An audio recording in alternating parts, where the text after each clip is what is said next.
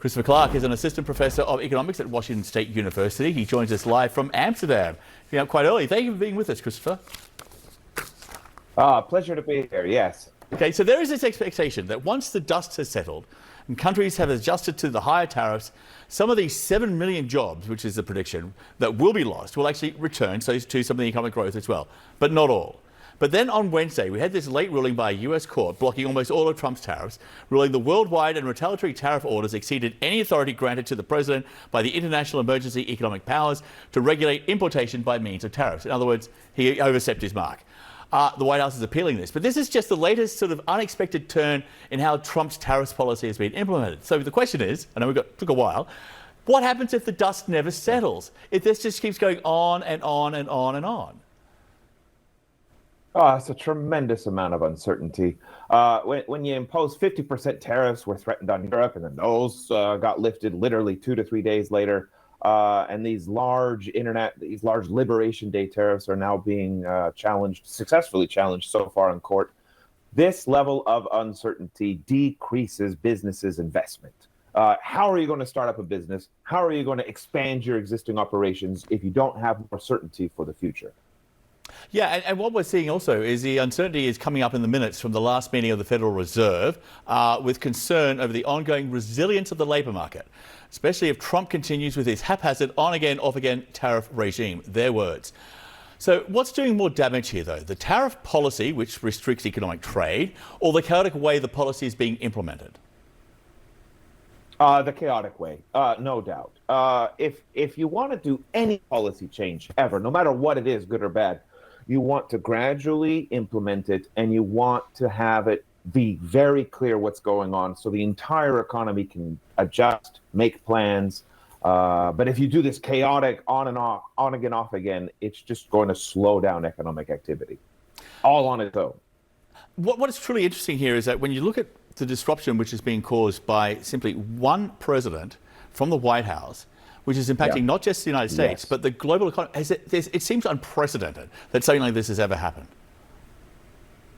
Absolutely. I mean, good governance, what we have learned literally over centuries, requires checks and balances, requires a distribution of power. And when one man with one pen can entirely disrupt the global economy, clearly the balance of power is off. And then there's the ultimate goal that Trump says of trying to bring back the glory days of manufacturing to the United States. All of those jobs and all those great jobs in factories and stuff. A study by Wells Fargo actually did the math here. They found that $2.9 trillion is needed in capital investment, that's new capital investment, to create 6.7 million new manufacturing jobs. That would be for a return to the good old days of US manufacturing. As of April, there's 7.2 million unemployed people in the United States, and I'm pretty sure that not all of them want to have a job working at Foxconn. So, in terms of being realistic, is this policy even possible to begin with? No.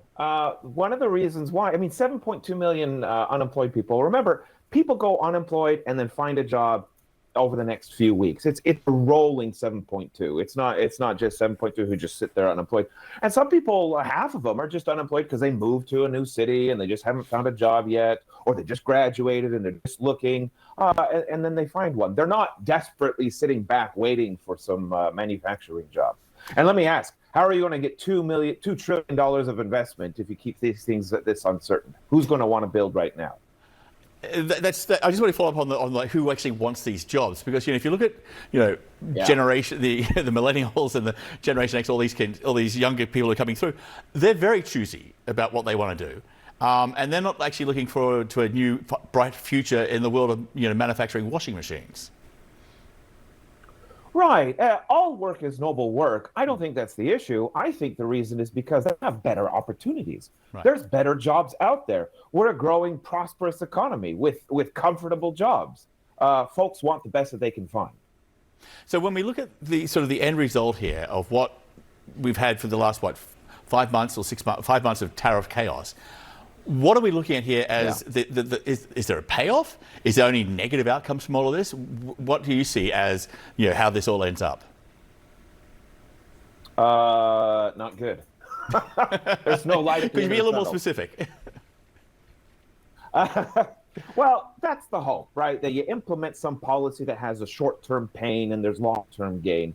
But there's no long-term gain here. What we know about how long-term economic growth works is it requires specialization, trade, exchange. We've been knowing this for since Adam Smith 250 years ago, that when we increase the size of our markets, when global international trade is larger, more specialization, more economic growth, there will be permanent economic scars from these productivity disruptions.